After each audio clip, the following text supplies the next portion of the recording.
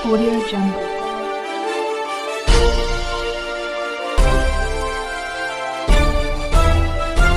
Audio Jungle. नमस्कार, स्वागत है आप सभी का इंडिया टीवी 360 में और आप देख रहे हैं वाराणसी से बड़ी खबर। भेलूपुर पुलिस का सराहनीय कार्य, महज 36 घंटों में ही खोज निकाले हत्यारे।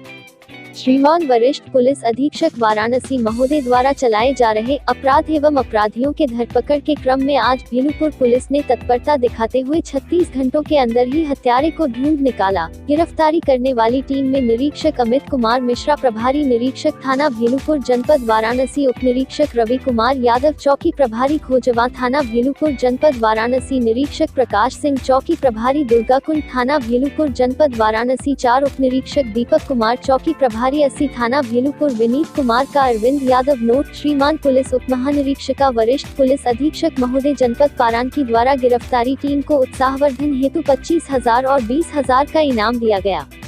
उत्तर प्रदेश वाराणसी से संवाददाता तौफीका खान की।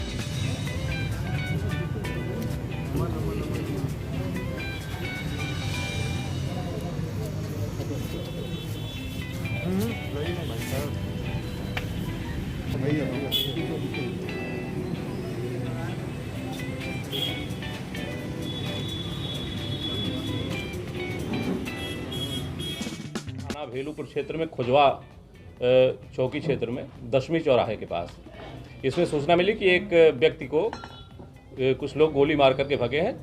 पुलिस टीम वहां पे तत्काल पहुंची और घटनास्थल का जो हमारी फॉरेंसिक की टीम थी वो भी तत्काल पहुंची और घटनास्थल से सारे हम लोगों ने साक्ष्य कलेक्ट किए।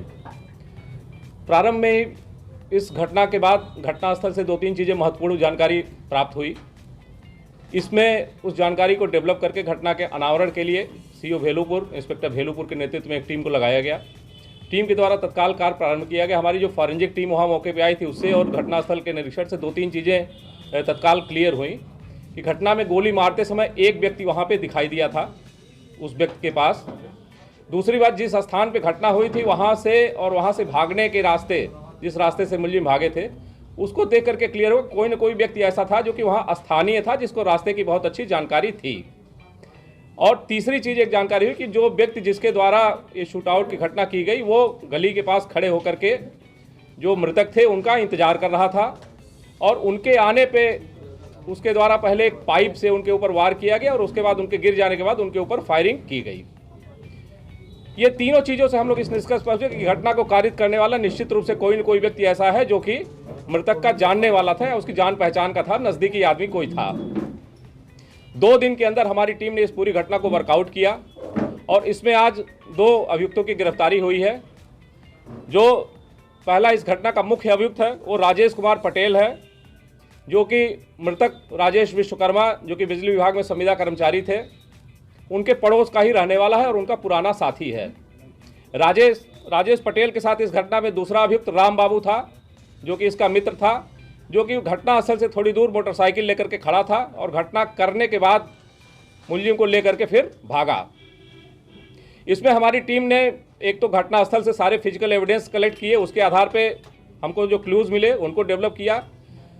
घटना के स्थल पे और घटना से भागने का रूट हम लोगों ने सीसीटीवी कैमरे और आसपास के लोगों से बातचीत करके इनका रूट ट्रैक किया। इनके द्वारा आगे जा करके संकट मोचन मंदिर के पास अपना जो पहना हुआ वस्त्र था उसको फेंका गया।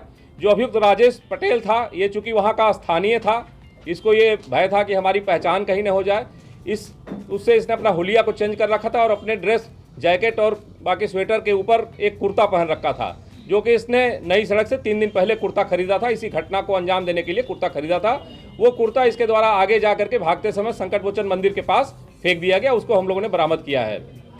घटना के कारण के पीछे इनसे जो पूछताछ हुई दोनों अभियुक्तों से, उसमें यह निकल करके आया कि जो अभियुक्त राजेश पटेल है इसकी मृतक से बहुत पुरानी दोस्ती थी।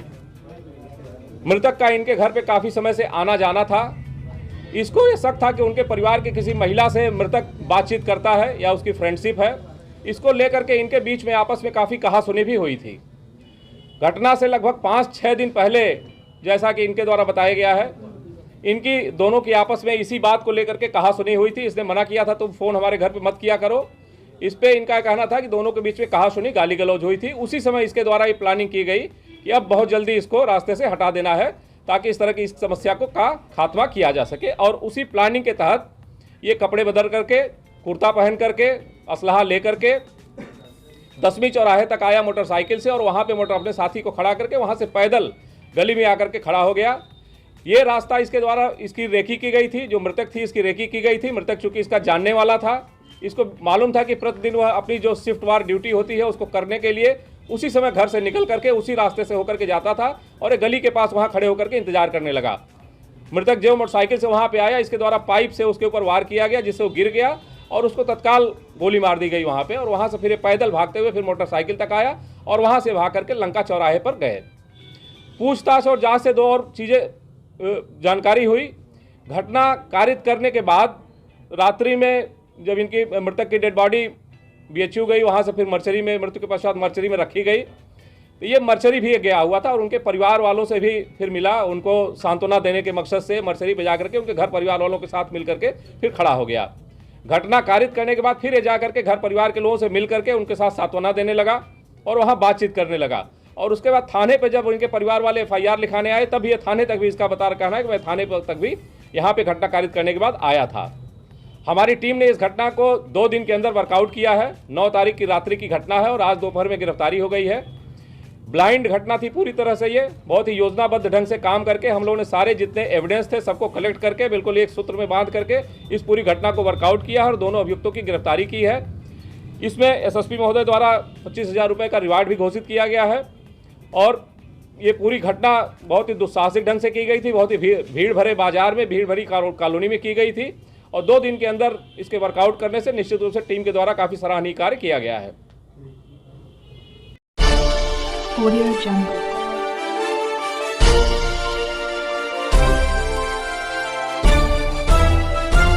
Audio Jungle.